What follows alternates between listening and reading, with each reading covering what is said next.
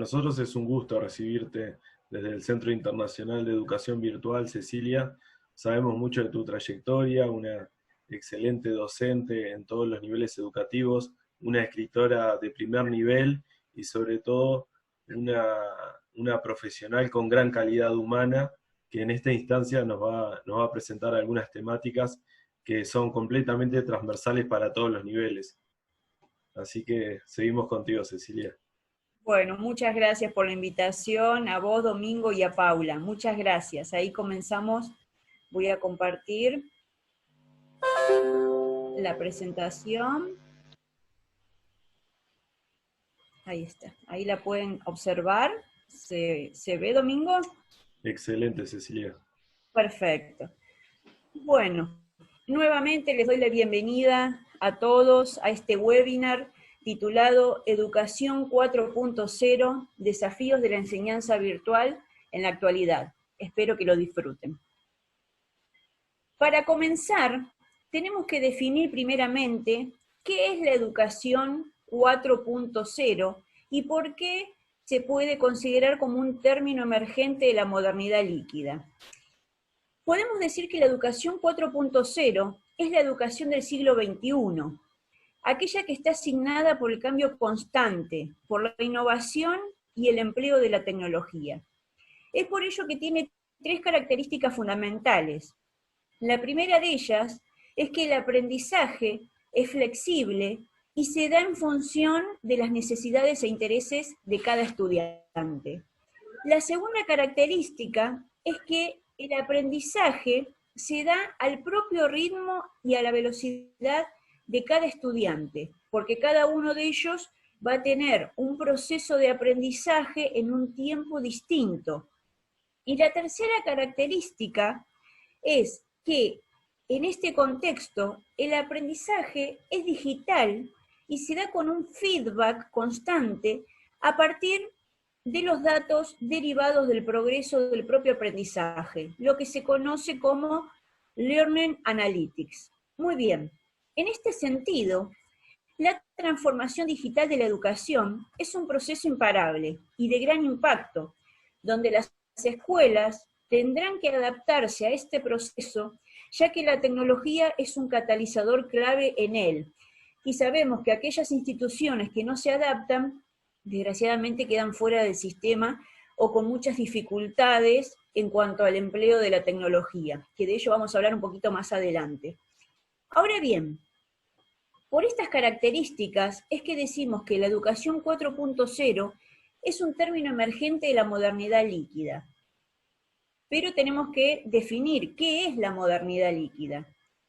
Es un término que fue acuñado por el sociólogo Zygmunt Bauman, que la definió como una categoría sociológica que sirve para establecer las características del estado actual de nuestra sociedad. Entonces, esta modernidad líquida representa la figura del cambio constante, de la transitoriedad, que está atada a factores educativos, culturales y económicos. Esta metáfora de la liquidez lo que intenta demostrar precisamente es la inconsistencia de las relaciones humanas en diferentes ámbitos, como así también en lo afectivo y en lo laboral. Y en este aspecto, las redes sociales juegan un papel muy importante en ello, porque son precisamente las que nos permiten conectarnos con todos y a la vez desconectarnos cuando nosotros querramos. Entonces, un clic representa un muro o un puente en las relaciones humanas. Ahora bien, esta sociedad líquida está en constante cambio, lo que genera muchas veces en las personas una angustia existencial, porque nos parece que no hay un sentido cuando se trata de construir nuevas cosas, ya que el tiempo y la propia modernidad lo que impulsan es su desintegración, precisamente por el cambio abrupto y constante de todas las cosas. Y esto nos lleva a navegar en la incertidumbre constante y cotidiana, donde no sabemos qué es lo que pueda suceder mañana o dentro de un rato. Eso es lo que generalmente produce esta angustia en los seres humanos, no poder controlar lo que va a suceder. Y en este contexto aparecen dos grandes figuras. Una de ellas es la del profesor del siglo XXI, al que vamos a denominar el educador 4.0 o el educador transmediático, y la otra figura es la del estudiante del siglo XXI, al cual vamos a llamar translector o prosumidor. Estas definiciones que damos de estas figuras están vinculadas con las características que tiene cada uno. Entonces, en cuanto al docente del siglo XXI, al que vamos a llamar educador 4.0, o educador transmediático, precisamente damos esta caracterización porque como educadores en el siglo XXI tenemos que adaptarnos a las necesidades no solo de nuestros estudiantes, de estas nuevas generaciones a las cuales nosotros estamos educando, sino también al constante cambio de la educación, porque estamos viviendo también un gran paradigma educativo, y no solo por esta situación de pandemia, sino cambios que se vienen gestando ya hace un tiempo. Y como educadores precisamente tenemos que tener una serie de cualidades o características para afrontar, que nos permitan afrontar de la mejor manera esta situación.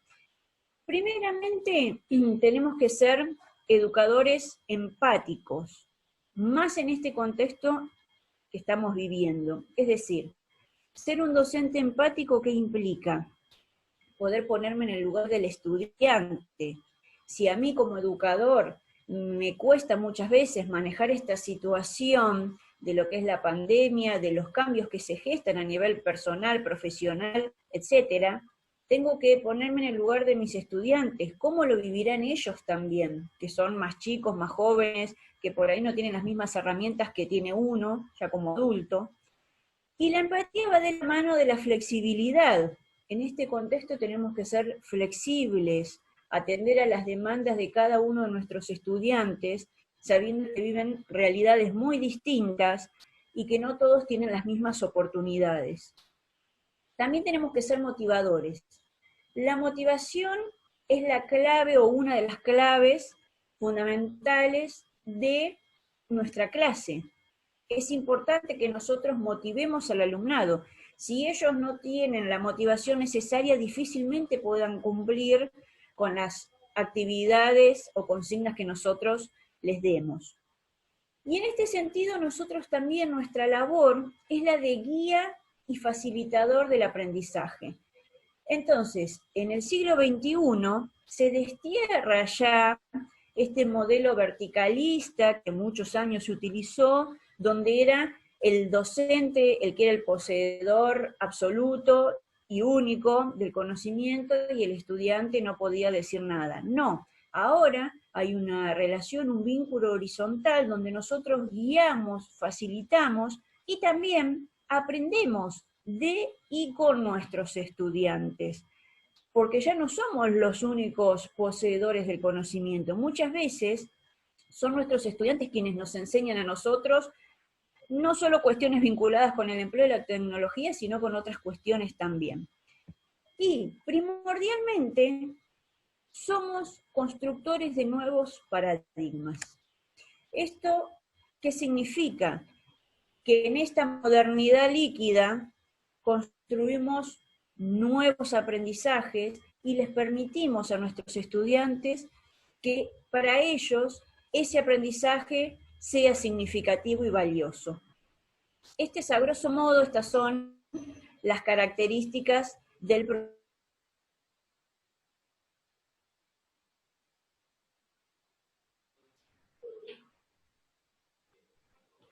del siglo XXI. Otras, prosumidor, o qué significa este término. Nuestros estudiantes son prosumidores porque precisamente ellos producen y también consumen contenidos y conocimientos. Eso significa prosumidor, productores y consumidores de contenidos y conocimientos. Son personas muy activas en redes, y son personas que están informadas. También son adolescentes, púberes o niños que son creativos, despliegan esa creatividad gracias también a la actividad que tienen en las redes y a la información que reciben. Y lo más importante es que en este contexto son personas multialfabetizadas. ¿Esto qué significa?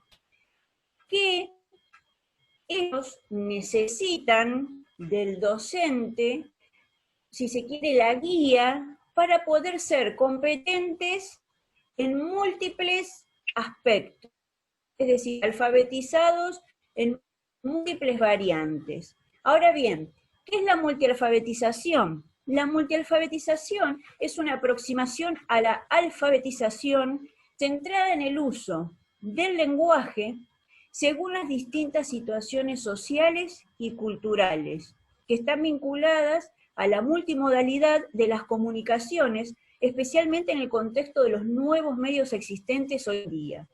Recordemos que en el siglo XXI a todos se nos presenta un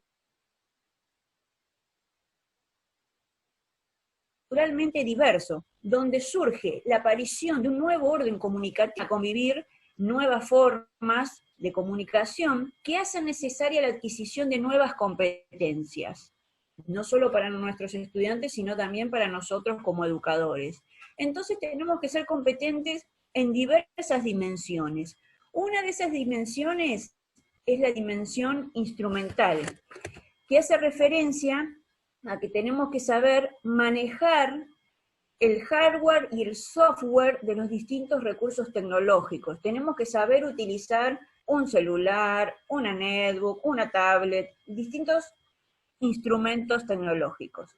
La segunda dimensión es la cognitiva. Tenemos que ser capaces de desarrollar habilidades de uso inteligente de la información y la comunicación. Y con esto me refiero a saber buscar datos, saber seleccionar, reconstruir la información que recibimos, intercambiar y difundir toda esta información que nosotros obtenemos de Internet, por ejemplo. La otra dimensión es la actitudinal, que es muy importante, que implica desarrollar actitudes racionales ante la tecnología. ¿Esto qué significa? Que no tenemos que caer ni en la tecnofobia ni en la tecnofilia, y tener actitudes positivas en la comunicación. Es decir, no tenemos que obsesionarnos con la tecnología, estar conectados todo el tiempo, tampoco tenemos que temerle, a eso me refiero. Tenemos que ser críticos y lo justo y lo necesario en cuanto a la actitud nuestra frente al manejo de la tecnología. Y la última dimensión es la axiológica, donde es preciso adquirir criterios para el análisis crítico de la información y de valores estéticos en el uso de la tecnología y la comunicación. Es decir, siempre es importante nuestro criterio frente a todas estas cuestiones. Por eso es importante que uno no caiga en lo que es la infoxicación, por ejemplo. No sé si conocen este término. La infoxicación hace referencia a la saturación de información que recibimos todo el tiempo en Internet. Entonces tenemos que ser críticos, y este tipo de dimensiones de las cuales yo hablo son importantes. Siempre tenemos que ser criteriosos a la hora de manejar la tecnología, como así también a la hora de enseñarles a nuestros estudiantes. Muy bien. Ahora vamos a una cuestión que es la que, bueno, le da parte del nombre al webinar, que son los desafíos de la enseñanza virtual en la actualidad, que después, luego de culminada la ponencia, vamos a generar un debate con respecto a estas cuestiones que son tan importantes, para saber si en los distintos lugares, tanto de Argentina como en otros países de Latinoamérica, la situación es la misma, o cuál es la realidad de cada institución o de cada país. Bien, el primer desafío de la enseñanza virtual en la actualidad es la alfabetización digital de los profesores. ¿A qué me refiero con esto? Hay muchos docentes que en algunos casos son reacios a utilizar la tecnología, en otros casos se comprometen con su formación y son competentes en cuanto a la alfabetización digital, que tiene que ver con estas cuestiones que yo mencionaba antes, saber manejar dispositivos, ser criteriosos para elegir la información y demás. Y hay otros docentes que no han tenido una formación digital. Y frente a esta situación, a este contexto de pandemia, se ven desbordados o se angustian porque desde las instituciones les piden precisamente ser competentes en estas cuestiones y muchas veces no lo sienten así. Al no haber también, como decir, una obligatoriedad en cuanto a la formación, queda en el criterio de cada uno poder elegir si decide seguir formándose o no. Pero esta es una cuestión muy importante porque en este contexto del siglo XXI, como les decía, tenemos que ser competentes para poder ser prosumidores y no quedar al margen de las nuevas actualizaciones, del nuevo contexto de convergencia educativa en el cual estamos todos inmersos. Es una cuestión que después vamos a abrir el debate y me gustaría saber cómo llevan esta situación o cómo se sienten ustedes con respecto a esto, ¿no? De la alfabetización digital. Es muy importante siempre la formación. Lo que pasa es que algunos lo ven como algo relevante, otros sienten que no tienen la necesidad de hacerlo, pero me parece que en este contexto todos tenemos que ser conscientes de la importancia de estar alfabetizados digitalmente, no solamente para nosotros como educadores, sino también para poder contribuir y ayudar a nuestros estudiantes, porque otro de los desafíos precisamente es la alfabetización digital de ellos, del alumnado, de los estudiantes. Hay muchos de nuestros alumnos que sí son competentes y sí están alfabetizados digitalmente y manejan las redes como la nada, y es más, muchas veces son ellos los que nos enseñan a nosotros sobre estas cuestiones, pero también hay un grupo que no tiene las mismas posibilidades, es decir, dentro del aula nos vamos a encontrar con distintas realidades, con personas o chicos que no tienen los dispositivos o no saben qué es una plataforma, no tienen celulares, no tienen netbook, ni tablet, ni computadora, y esto viene de la mano del tercer desafío, que es la brecha digital. La brecha digital entendida como la desigualdad en cuanto a la distribución, el acceso, el uso y el impacto de la tecnología en los distintos grupos sociales. Esta es una cuestión muy compleja, porque nos vamos a encontrar, y no solamente en cuanto a los estudiantes, también hay docentes que se encuentran en la misma situación, que por ahí no tienen acceso a internet donde viven, o no tienen los dispositivos necesarios. Entonces, ¿cómo uno hace para cumplir, por ejemplo, con lo que piden determinadas instituciones si figura la famosa brecha digital? Si no puedo acceder a internet, a los dispositivos, ¿cómo hago en esta situación? Por eso, también eso está vinculado con el cuarto desafío, que es la metodología de impartición, que está muy en boga también esta cuestión. ¿Cómo o de qué manera imparto mis clases en este contexto virtual? ¿A través de una plataforma? Y si es una plataforma, ¿de qué plataforma? ¿Cuáles son las posibilidades que me brinda esa plataforma? ¿Es intuitiva? ¿La puedo manejar sin tener grandes conocimientos o no? ¿Cómo la utilizan mis estudiantes?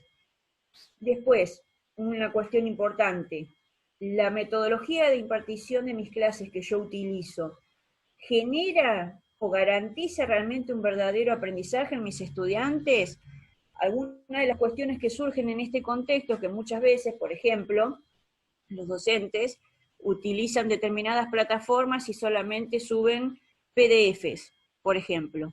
y que eso no garantiza un aprendizaje significativo para nuestros estudiantes. O que, por ejemplo, muchas maestras envían demasiada cantidad de tarea a los estudiantes como si eso fuera a generar que los chicos, porque tienen muchísima tarea, van a aprender más, que a veces no es la cantidad, sino la calidad. Bueno, acá se abre el debate interesante con respecto a todas estas cuestiones. A veces me pregunto yo también, utilizar una plataforma, la que sea, gratuita o de pago, no importa, la cuestión es pensar realmente para qué me sirve este tipo de metodología de impartición, qué está generando en mis estudiantes, si es realmente justo o todos pueden acceder a estos conocimientos, a estos dispositivos, y esto va de la mano con el tema de la evaluación también, que es un punto muy importante dentro del proceso de la enseñanza y el aprendizaje. Porque acá, que este es un tema que también está muy en boga, nos tenemos que preguntar, ¿qué evaluamos? Primeramente, ¿qué estamos evaluando al tener determinada metodología de impartición de las clases? ¿Cómo lo hacemos? ¿Para qué evaluamos de esa forma? Y en este sentido, ¿cómo podemos ser justos a la hora de evaluar con aquellos estudiantes, por ejemplo, que sufren la brecha digital y no pueden cumplir con lo que se pide? Es decir, que acá hay una lista muy grande de temas que nos competen a todos, que a veces nos exceden, porque, por ejemplo, el tema de la brecha digital responde a cuestiones políticas, sociales, culturales, que uno puede hacer desde su lugar lo mejor, pero hay situaciones que no van a cambiar porque uno no puede manejar determinadas cuestiones. Desde nuestro lugar sí podemos contribuir con algunas cosas, pero otras ya nos exceden, porque tienen que ver no con lo micro, sino ya con lo macro. Muy bien. En este contexto, para la creación de materiales digitales, algunas orientaciones para que sean accesibles son las siguientes. Principalmente, comenzar con actividades simples y claras, porque recordemos que nosotros no estamos en presencia de nuestros estudiantes muchas veces para poder explicarles las cosas. Y aunque ellos nos vean detrás de una cámara, la tecnología nunca va a reemplazar la figura del docente.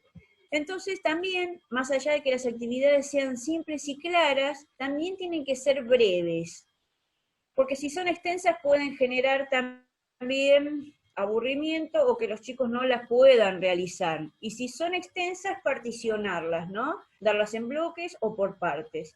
Otra cuestión importante también es salir un poco de lo que es el material teórico. Por eso es importante también incluir dentro de las plataformas que nosotros utilicemos audios y videos breves, hechos por nosotros, o puede ser también algunos videos explicativos que veamos en internet y que nos parezcan importantes o relevantes en cuanto a las asignaturas que demos.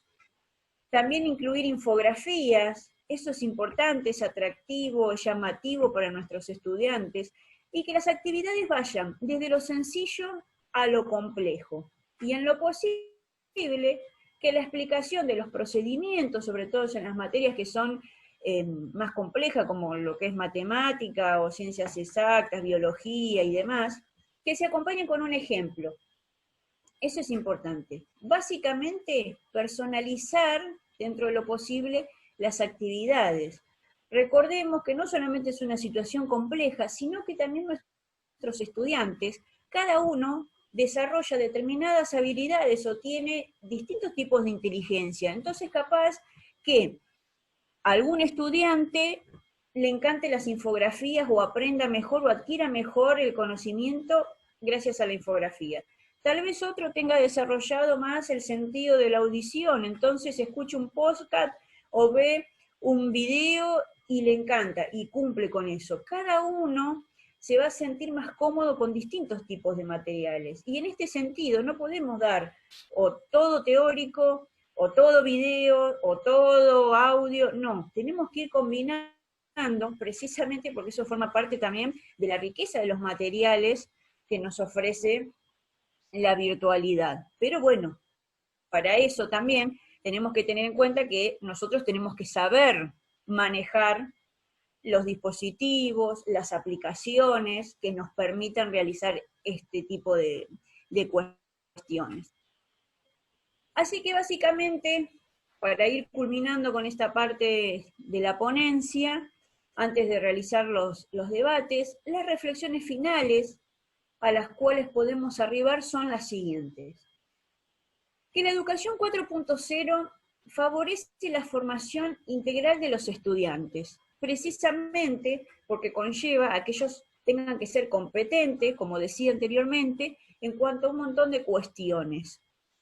También plantea un reto al sistema educativo formal, porque, como decía también, muchas instituciones no están al día o al corriente con todas estas cuestiones, con esta convergencia educativa, si se quiere.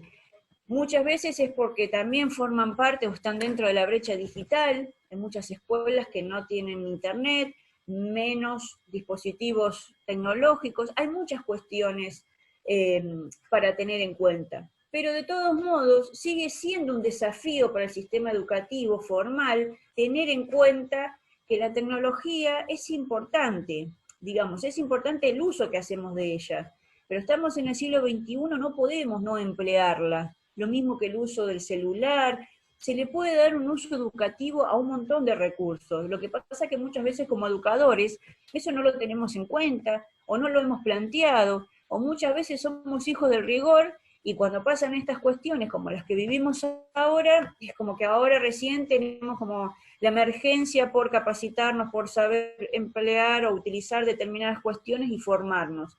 No tenemos que llegar a esa instancia para que este tipo de cuestiones sucedan.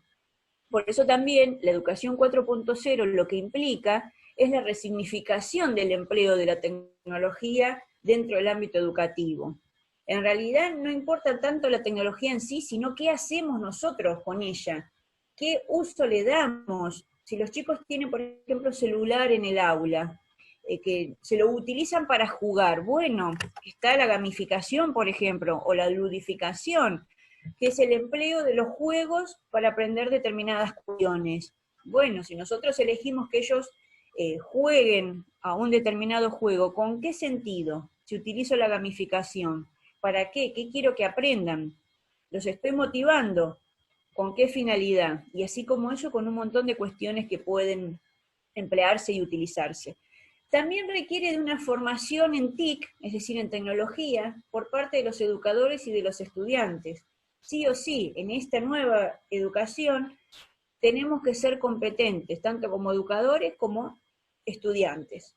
Y propicia la oportunidad para implementar la educación virtual como un modo eficaz de impartir conocimientos y generar un aprendizaje significativo en el alumnado. Si bien esta situación para la gran mayoría de las instituciones, directivos y docentes es como de prueba, de ensayo y error, porque es un aprendizaje también para todos, pero es importante ver qué oportunidad nos está ofreciendo esta situación.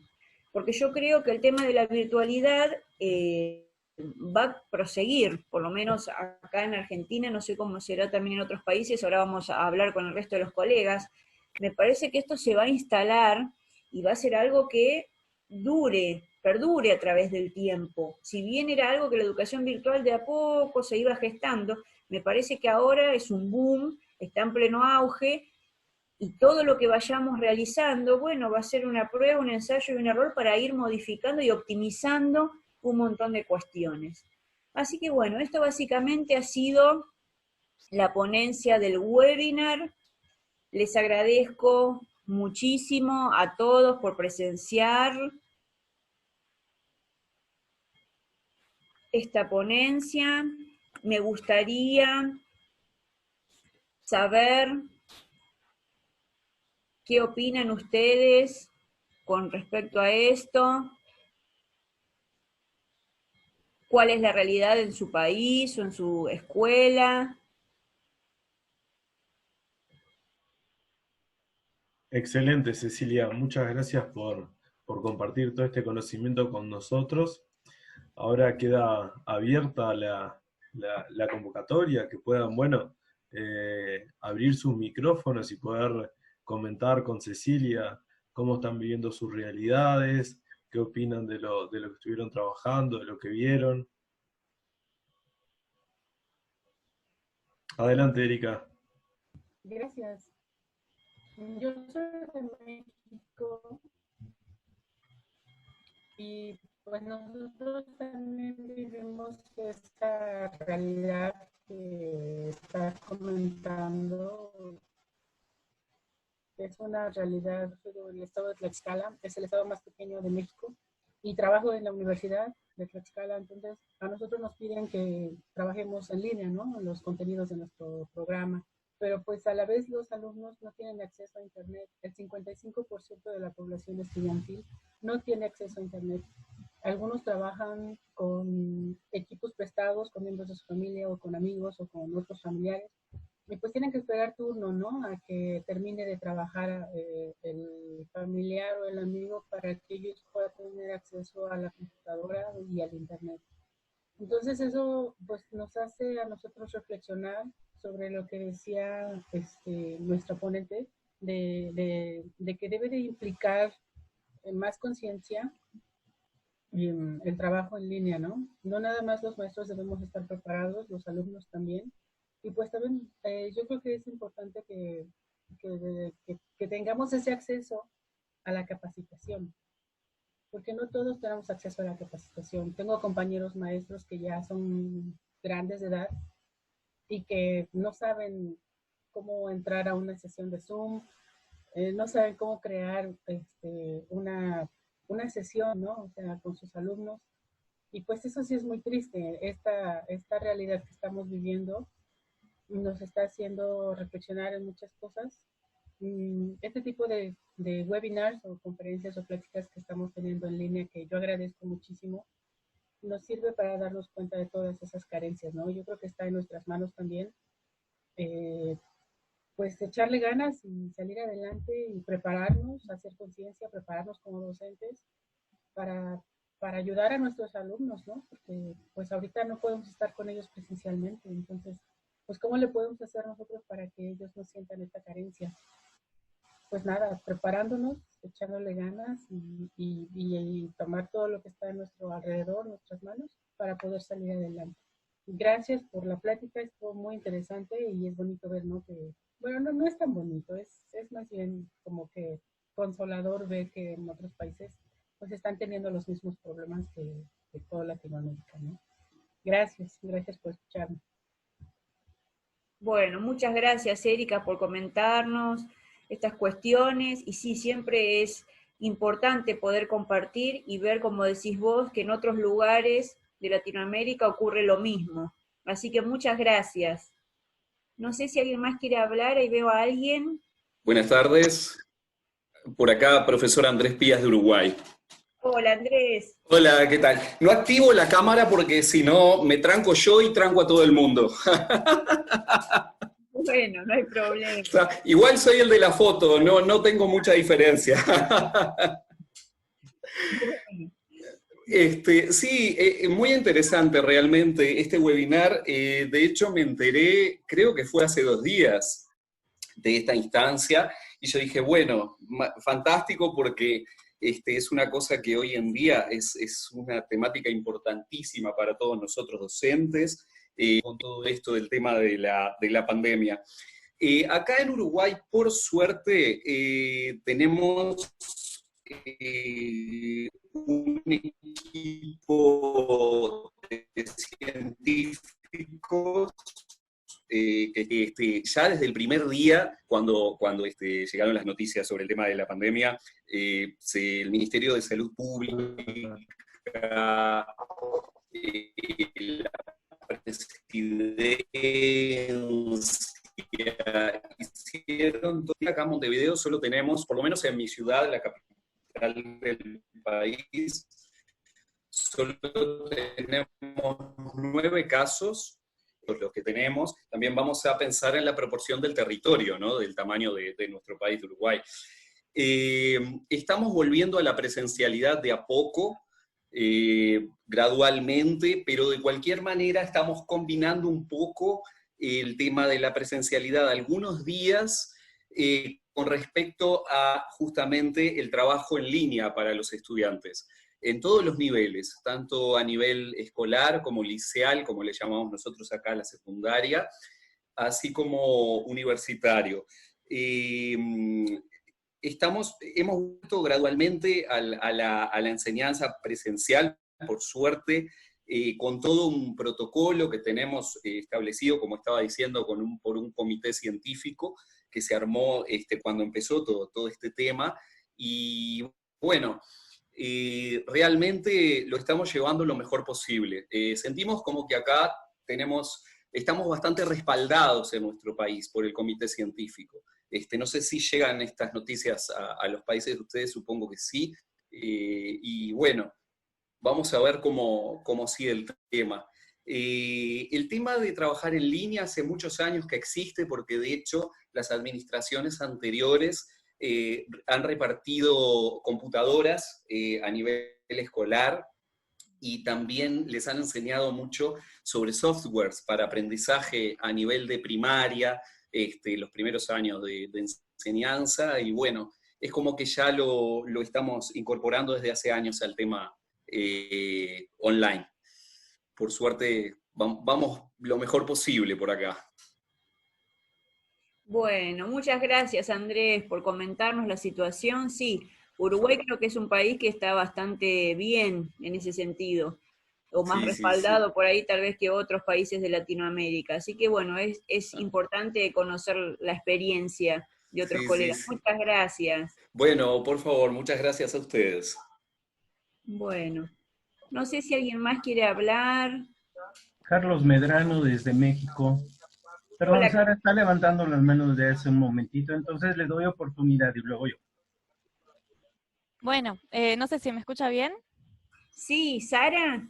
Sí, bueno, les hablo desde La Rioja, que es una provincia chica, donde muchos de los tópicos que fueron mencionando nos llama, o me llama a mí a compartir algunas reflexiones en torno a que nos ha encontrado en una situación bastante adversa, compleja, donde en muchos casos los docentes hemos llevado a la virtualidad, a la presencialidad, ¿no? Hemos transmitido esas clases presenciales de la misma manera en la virtualidad, lo cual implica un desgaste tanto para las familias, como para los estudiantes, como para nosotros, los profesores, y entender que es otra dinámica, son otros tiempos, son otros espacios, son otras capacidades las que también se ven involucradas en esto de pensar la educación a distancia. Es una modalidad totalmente diferente, la cual no se ha utilizado en esos niveles, ¿no?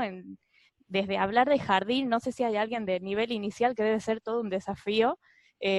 Por mi lado, yo soy docente de secundaria, ¿no? Que los chicos tienen una cierta autonomía con respecto, ya estar alfabetizados de un modo u otro, les deja una cierta autonomía, debe ser muy difícil en otros niveles, ¿no? Y uno cuando piensa en sus clases, cuando piensa en sus chicos, ¿no? Creo que es fundamental un trabajo institucional de realizar un diagnóstico, ¿no? De mirar a la evaluación de muchos modos, ¿no? Una evaluación procesual que nos invita a diagnosticar, ¿no? A mirar esos objetivos que tenemos, a priorizarlos y a comenzar a pensar en capacidades, ¿no? El diagnóstico nos permite saber con qué cuentan los chicos y con qué contamos nosotros como docentes para llevar adelante estas situaciones, ¿no? Y qué importante es cuando la institución acompaña, ¿no? En el relax y en la organización, porque a veces uno se presiona con las cuestiones burocráticas de la planificación, que son muy orientadoras, pero no dejan de ser estresantes, ¿no? Y esta evaluación, que pasó de ser una instancia de trabajo práctico o examen y una cuestión tan cotidiana del día a día en la clase, que pasa a ser hoy un ida y vuelta constante de cada actividad. Por ejemplo, me pasa a mí que tengo cursos hiper grandes, ¿no? 45 pibes, o 45 changuitos, decimos nosotros acá en el Río, o chinitas, los changos o las chinitas.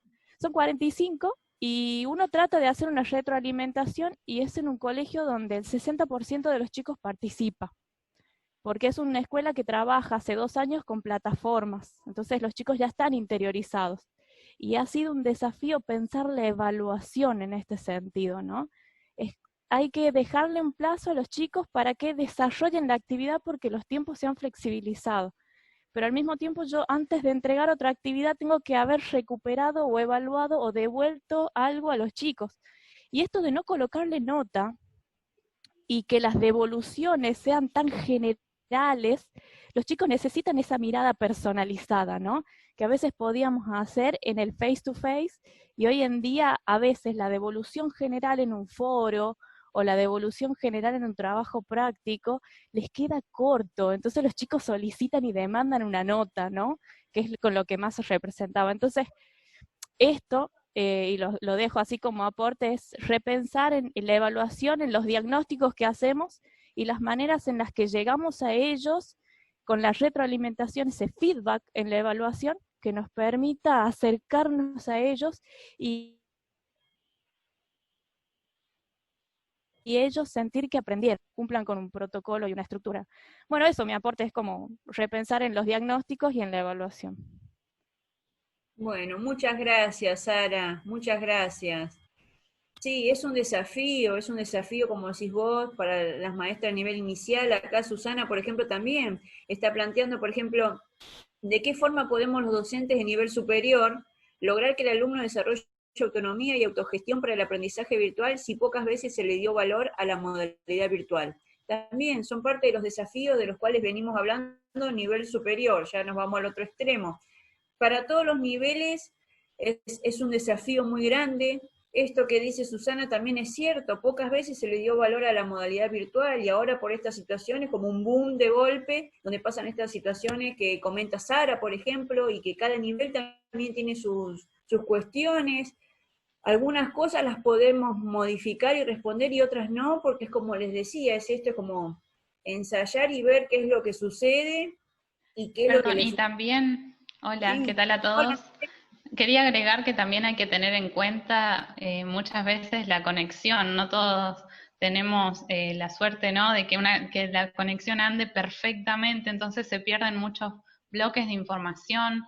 A mí me ha sucedido, soy docente en este momento particular, pero trabajé toda mi vida, casi 10 años, y bueno, sí, con esto de la pandemia me pasó que fue un boom, lo cual a todos nos sirvió, ¿no?, de alguna manera para ponernos al día con las nuevas plataformas, pero también sucede el hecho de que en nuestro país, yo soy de Entre Ríos, de acá Argentina, en nuestro país, bueno, todos sabemos que el internet no anda de lo mejor, y bueno, esto también influye en poder desarrollar una clase de manera correcta y que el alumno pueda recibir bien la información y uno también recibir el feedback. Yo he tenido que postergar clases por esa razón, por las grandes, uno sabe que la gran demanda ahora de internet, más con nosotros ahora somos un montón de participantes y esto sucede todo el tiempo, simultáneamente, entonces hay que tener en cuenta esto de las fallas que tiene la tecnología, básicamente. Simplemente fue una opinión. Tal cual. Muchas gracias, Andrea. Sí. De nada. Y esas son las vicisitudes también que pueden ocurrir. Por suerte hasta acá ahora está todo bien, que eso hablábamos con Domingo, esperemos que no se corte, que no pase nada. Por suerte creo que salió todo bien, todos se escucharon.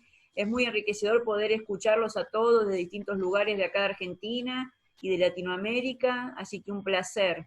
Bueno, acá leo un comentario de Verónica, que dice que en el caso de ella se está comunicando prácticamente alumno por alumno, que ellos buscan el contacto por medio del WhatsApp o Classroom, que es la plataforma que utilizan. Requieren videollamadas, audios para estar en un contacto más cercano. Noto que lo afectivo juega un rol central.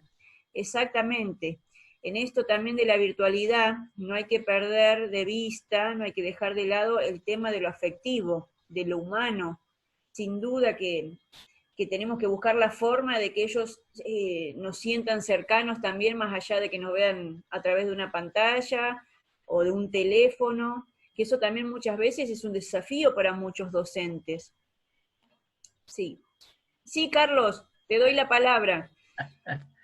Gracias. Es una opinión nada más. Obviamente los gobiernos de los distintos países con esta pandemia no han asumido o no previeron el papel del Internet y el papel de un buen equipo de cómputo para el aprendizaje. En la actualidad, la Universidad de Harvard, en la Escuela de Medicina, ya anunciaron que todo el ciclo 2021 tendrá que ser en línea, completito, todo el ciclo, ¿no? Pero hay muchas localidades en nuestro país y en varios países donde no existe el Internet, donde no existe la forma de comprar una buena computadora, y además del Internet hay diferentes categorías, o si compro nada más uno que me baje los mensajes escritos, o rento un servicio que me pueda bajar videos y que le dé mucha velocidad. Entonces yo creo que en la actualidad los distintos gobiernos deberían de asumir el compromiso de abaratar los costos de Internet, y además de eso, perdón, abaratar precisamente el costo de las plataformas, ¿sí? Porque luego el docente tiene que pagar el uso de la plataforma, si no es que la paga la universidad, y esto pues obviamente dificulta los procesos de aprendizaje. Si queremos avanzar, yo creo que se debe buscar la forma de abaratar los costos a través de los distintos organismos internacionales. Si no lo quieren asumir, pues entonces vamos a seguir hundidos en el analfabetismo, tanto presencial como virtual. Esa es mi opinión. Gracias. Muchas gracias, Carlos. Sí, tal cual. Eso es fundamental. Sería genial que pasara, que sucediera. Ese es mi deseo también. Espero que en algún momento suceda. Veremos qué pasa.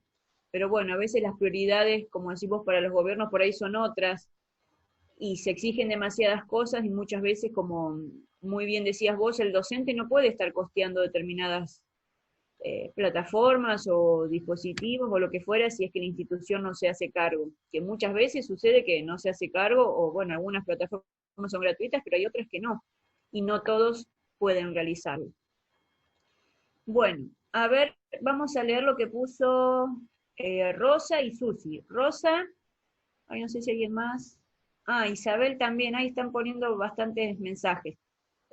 Bueno, Isabel dice que desde su punto de vista, desde la modalidad de educación especial, como profesora de educación especial, utilizó todas las herramientas digitales para tener un contacto que pase lo digital, ya que los alumnos con discapacidad tienen la necesidad de lo concreto y los soportes gráficos. También realizamos cartillas que enviamos a domicilio de cada alumno con materiales concretos, como por ejemplo, juegos con la familia. Bueno, muchas gracias, Isabel, por comentarnos esta situación. Rosa dice, comencé a dar clases por medio de plataforma virtual en nivel superior, tecnicaturas, grupos heterogéneos. Comencé con un diagnóstico de las herramientas con las que contaban los alumnos para comunicarnos. Perfecto, Rosa, para poder saber cómo proseguir con esto. Después Susi nos saluda desde México. Realmente ha sido un gran desafío tratar de buscar las estrategias adecuadas para que nuestros alumnos tengan acceso al aprendizaje. En mi caso lo hice mediante la plataforma Classroom y manteniendo contacto con los padres por WhatsApp. Desafortunadamente no todos los alumnos tienen acceso a una computadora y lo hacían mediante un dispositivo del celular. Bueno, esto es un poquito lo que comentábamos en la ponencia, ¿no? El tema de la brecha digital, de que no todos tienen acceso a Internet, a los dispositivos, cómo se los evalúa en este caso, cómo se les puede dar la posibilidad para que no queden fuera del sistema. Pero como yo les decía, bueno, hay cosas que están en nuestras manos y hay otras que no, porque responden más a cuestiones macro. Leslie dice que ha sido todo un desafío continuar con los procesos formativos en los diferentes niveles educativos. Y precisamente en este punto es en el que creo que debemos concentrarnos más. Y ella plantea algunos interrogantes. ¿Podemos continuar? ¿Deberíamos continuar como hasta ahora? ¿Qué tenemos que cambiar? ¿Quiénes tendrían que cambiar y qué? Hablamos de políticas públicas que atraviesen nuestros actos concretos, como el estar conectados con nuestros grupos. Genial, muchas gracias, Leslie. Sí, estas preguntas que supongo nos hacemos todos o la gran mayoría. ¿Qué es lo que hay que modificar? ¿Cómo se puede hacer? Cuando hay cuestiones que dependen muchas veces de los gobiernos, como decía Carlos, acá hay muchas cosas para evaluar. Bueno, no sé si alguien más quiere dar su opinión o comentar su experiencia. Puede habilitar su micrófono. Sandra, Hernán, Lorena, Vanessa, Andrea, Lucía. ¿Hernán? Sí, buenas tardes. ¿Cómo están? Hola, Hernán. Sí, en el caso mío yo hago docencia universitaria, doy metodología de la investigación y yo comentaba hace un ratito que ha sido complicado porque generalmente llevan adelante los chicos procesos de investigación completos, desde plantear un problema hasta presentar el informe, resolverlo, y este año, a pesar de haber reducido eso a un plan nada más, aún así el inconveniente principalmente ha sido la conectividad de los alumnos, donde inclusive tenía alumnos que, a pesar de que poseían teléfonos, esos teléfonos no eran smart, entonces ahí había que arreglárselas para ir hablando con ellos y ver de qué manera ellos o sus compañeros o algún teléfono o a través de algún teléfono que consiguieran pudieran mandar inclusive por WhatsApp a veces trabajos de investigación. Entonces el inconveniente principal que creo que hemos tenido casi todos en docencia ha sido justamente el tema de la conectividad de los alumnos, me parece. Por lo menos eso ha pasado acá en... Sí, bueno, pero no importa. Gracias, Hernán. Bueno, Sandra. Bueno, yo quiero sumarme un poco a la reflexión. Soy profe de el AMBA. Estamos trabajando con Cecilia en una escuela estatal de Moreno. En mis cursos tengo aproximadamente un 30-35% de chicos que no tienen conectividad y algunos con el celular de la mamá, un celular para 5 hermanitos. La mamá me dice, no doy abasto de poder entregar las actividades y es realmente una dificultad importante, que creo que la tenemos que hacer ver a esa dificultad a nuestras autoridades para que desde el gobierno, bueno, se den otras medidas. Hay provincias, por ejemplo, en San Luis, donde el Wi-Fi es gratis, y tal vez en Buenos Aires, si nosotros lo hacemos visible a esta necesidad, la podemos llegar a tener, ojalá. Pero si no protestamos, bueno, no lo vamos a poder lograr. Nuestras adquisiciones en Buenos Aires han sido así, a través siempre de la lucha, y yo creo que en toda Latinoamérica. Y otra de las dificultades es esto de la alfabetización, tanto de los docentes como de los estudiantes. Nuestros chicos no sabían mandar un mail, y gracias a esta bendita cuarentena, ahora lo están aprendiendo. Lo mismo nosotros, que estamos aprendiendo a utilizar Zoom, o yo misma que todavía no podía actualizar o poner el audio. Estaba de apretar el microfonito y no lo podía llegar a habilitar. Entonces, bueno, este tiempo de cuarentena que nos sirva para esto, para aprender, para seguir aprendiendo. Y la posibilidad que nos da Cecilia también de comunicarnos es muy importante para sentir que no estamos solos, que hay muchos que queremos seguir aprendiendo y seguir enseñando. Bueno, en síntesis, es esto. Bueno, muchas gracias, Sandra. Muchas gracias. Sí, la verdad acá en Moreno es bastante difícil, en general en la gran mayoría de las escuelas públicas. Es una realidad, bueno, con la que nos encontramos ya hace bastante tiempo. Como pasará también en el interior, como comentaba Andrea, en Entre Ríos o Sara, en La Rioja y en algunas provincias también del interior, ¿no? Del país. Bueno, ¿algún colega más que quiera comentar algo? Si no, ya vamos dando por concluido el webinar. Igual, de todos modos, vuelvo a reiterar lo que está pidiendo Domingo, por favor, que en el chat todos coloquen su nombre, apellido y un mail, por favor. durante la semana van a estar recibiendo el certificado de asistencia y un documento que les va a enviar domingo, donde ahí van a tener los datos de contacto para aquellos que quieran seguir en contacto conmigo, sino también, bueno, en las redes, me pueden buscar por mi nombre, Cecilia Frontera, aquellos que tengan inquietudes o quieran compartir proyectos y demás. Igual, de todos modos, en el video, en una de las diapositivas está mi dirección de mail y mi teléfono, pero por las dudas igual Domingo les va a enviar esa documentación. ¿Alguien más?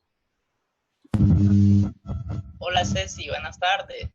Hola Maicon, ¿cómo estás? Aquí saludándolos. Ha sido siempre estar muy atento, igual y presto a mensajes que son muy significativos. Sabemos que en el momento y tiempo que estamos, los docentes y todos los especialistas en educación debemos de tenerlo, o sea, la tecnología, o sea, no muy bien como lo vamos, o sea, va desde adecuar los contenidos y, o sea, nosotros ingeniarla, llegar a la transmisión hacia los educandos. Entonces, orden igual, de los conocimientos igual, o sea, sabemos hermanos latinoamericanos y quizás no tengamos la experiencia en este momento, pero igual vamos a salir adelante. Sabemos que nuestro tema es muy importante.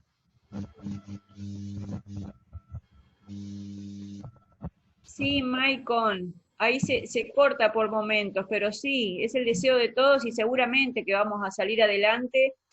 Todos los países en Latinoamérica es muy importante, por eso también poder compartir estos espacios, para poder escucharlos, para poder saber cómo lo viven, como decía Sandra, que cada uno, bueno, no se sienta tan solo, que esto no sea unilateral, sino que todos puedan exponer también sus puntos de vista, sus inquietudes, sus experiencias, así que bueno, un placer como siempre, Michael, muchas gracias. Bueno, Cecilia, muchas gracias por dos razones, ¿no?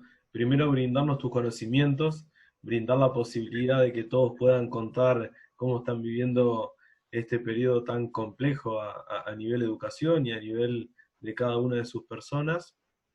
Agradecer a todos los que participaron.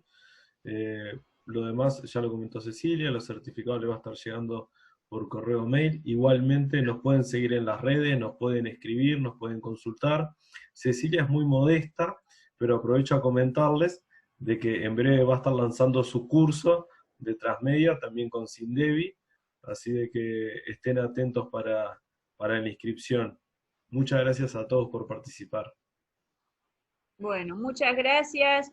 Un beso grande les mando a todos los colegas de acá de Argentina, de los distintos lugares, a todos mis hermanos y colegas de Latinoamérica, de Honduras, de México, de distintos lugares que siempre me siguen. Es un placer como siempre, y bueno, saben que cualquier cuestión cuentan conmigo y pueden contactarme, que siempre estoy a disposición para lo que precisen. Les mando un fuerte abrazo, mucha fuerza, y sigamos adelante como educadores, que en nuestras manos está también mejorar toda esta situación y ofrecerle lo mejor a nuestros estudiantes. Un beso grande, que sigan bien, un abrazo para todos, gracias, muchas gracias Domingo y Paula por la oportunidad, y bueno, nos vemos prontito.